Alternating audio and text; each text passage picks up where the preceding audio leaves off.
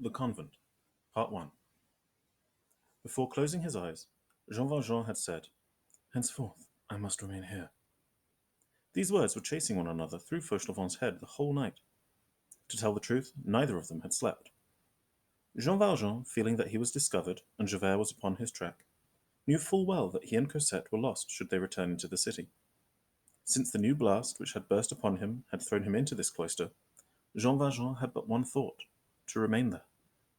Now, for one in his unfortunate position, this convent was at once the safest and the most dangerous place. The most dangerous, for, no man being allowed to enter, if he should be discovered, it was a flagrant crime, and Jean Valjean would take but one step from the convent to the prison. The safest, for if he succeeded to get permission to remain, who would come there to look for him? To live in an impossible place, that would be safety.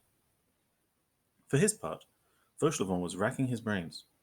He began by deciding that he was utterly bewildered. How did Monsieur Madeleine come there with such walls? The walls of a cloister are not so easily crossed. How did he happen to be with a child? A man does not scale a steep wall with a child in his arms. Who was this child? Where did they both come from? Since Fauchelevent had been in the convent, he had not heard a word from Montreuil-sur-Mer, and he knew nothing of what had taken place. For some words that escaped from Jean Valjean, however, the gardener thought he must conclude that Jean Valjean had probably failed on account of the hard times, and that he was pursued by his creditors. Or it might be that he was compromised in some political affair, and was concealing himself. Being in concealment, Monsieur Madeleine had taken the convent for an asylum, and it was natural that he should wish to remain there. Fauchelevent was groping amid conjectures, but saw nothing clearly except this: "Monsieur Madeleine has saved my life." This single certainty was sufficient, and determined him. He said aside to himself, "It is my turn now." He added in his conscience, "Monsieur Madeleine did not deliberate so long, when the question was about squeezing himself under the wagon to draw me out." He decided that he would save Monsieur Madeleine. But to have him remain in the convent, what a problem was that! Before that almost chimerical attempt, Fauchelevent did not recoil. This poor Picardy peasant, with no other ladder than his devotion, his goodwill, little of that old country cunning, engaged for once in the service of a generous intention, undertook to scale the impossibilities of the cloister and the craggy escarpments of the rules of St. Benedict. Fauchelevent was an old man, who had been selfish throughout his life, and who, near the end of his days, crippled, infirm, having no interest longer in the world, found it sweet to be grateful, and seeing a virtuous action to be done, threw himself into it like a man who, at the moment of death, finding at hand a glass of some good wine, which he had never tasted, should drink it greedily. We might add that the air which he had been breathing now for several years in this convent had destroyed his personality, and had at last rendered some good action necessary to him. He formed his resolution then, to devote himself to Monsieur Madeleine. Part 2. Father Fauchelevent rapped softly at a door, and a gentle voice answered, "Come in." This door was that of the parlour allotted to the gardener, for use when it was necessary to communicate with him. This parlour was near the hall of the chapter. The prioress, seated in the only chair in the parlour, was waiting for Fauchelevent. The gardener made a timid bow, and stopped at the threshold of the cell. The prioress, who was saying her rosary, raised her eyes and said, "Ah, it is you, Father Fauvent." This abbreviation had been adopted in the convent. Fauchelevent again began his bow. "Father Fauvent, I have called." "I am here, Reverend Mother." "I wish to speak to you." "And I, for my part," said Fauchelevent, with a boldness at which he was alarmed himself, "I have something to say to the most Reverend Mother." The prioress looked at him. "Ah, you have a communication to make to me?" "A petition." "Well, what is it?" Goodman Fauchelevent, ex-notary, belonged to that class of peasants who are never disconcerted. A certain combination of ignorance and skill is very effective. You do not suspect it, and you accede to it. Within little more than 2 years that he had lived in the convent, Fauchelevent had achieved a success in the community. In this enigmatic and taciturn cloister, nothing was hidden from him. This sphinx blabbed all her secrets in his ear. Fauchelevent, knowing everything, concealed everything. That was his art. The whole convent thought him stupid, a great merit in religion. The mothers prized Fauchelevent. He was a rare mute. He inspired confidence. The congregation thought much of him, old, lame, seeing nothing, probably a little deaf. How many good qualities! It would have been difficult to replace him. The good man, with the assurances of one who feels that he is appreciated, began before the Reverend Prioress a rustic harangue, quite diffuse and very profound. He spoke at length of his age, his infirmities, of the weight of years henceforth doubly heavy upon him, of the growing demands of his work, of the size of the garden, of the nights to be spent, like last night, for example, when he had to put awnings over the melons on account of the moon. And finally he ended with this, that he had a brother. The Prioress gave a start. A brother not young, a second start of the Prioress, but a reassured start. That, if it was desired, this brother could come and live with him and help him, that he was an excellent gardener, that the community would get good services from him, better than his own, that otherwise, if his brother were not admitted, as he, the oldest, felt he was broken down and unequal to the labour, he would be obliged to leave, though with much regret, and that his brother had a little girl, who he would bring with him, who would be reared under God in the house, and who, perhaps, who knows, would some day become a nun. When he had finished, the Prioress stopped the sliding of her rosary through her fingers and said, "Can you, between now and night, procure a strong iron bar?" "For what work?"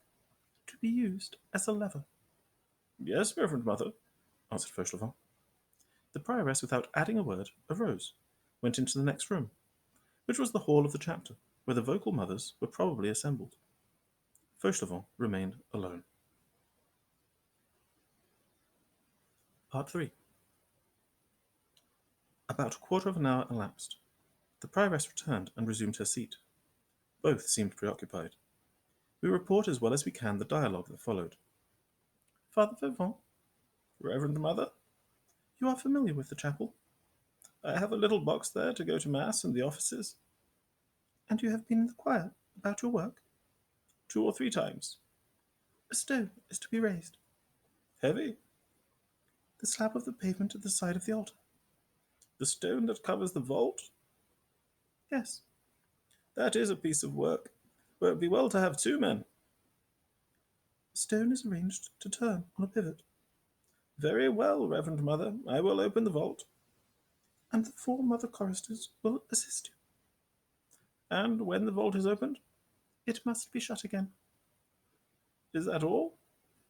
"No." "Give me your orders, most Reverend Mother." "Something must be let down." There was silence.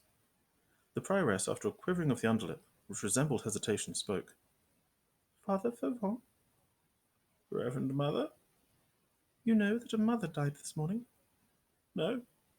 "Father Fauvent, we must do what the dead wish, to be buried in the vault under the altar of the chapel, not to go into the profane ground, to remain in death where she prayed in life. This was the last request of Mother Crucifixion. She has asked it, that is to say, commanded it." "But it is forbidden." "Forbidden by men, enjoined by God." "If it should come to be known?" "We have confidence in you."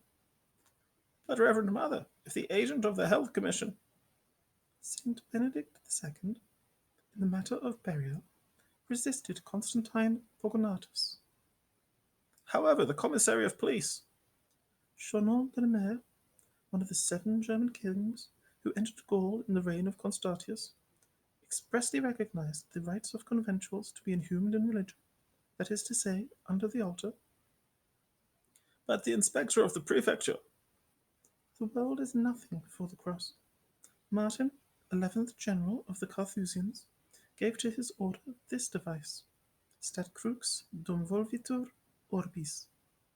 "Amen," said Fauchelevent, imperturbable in this method of extricating himself whenever he heard any Latin. "Can we count upon you?" "I shall obey." "It is well."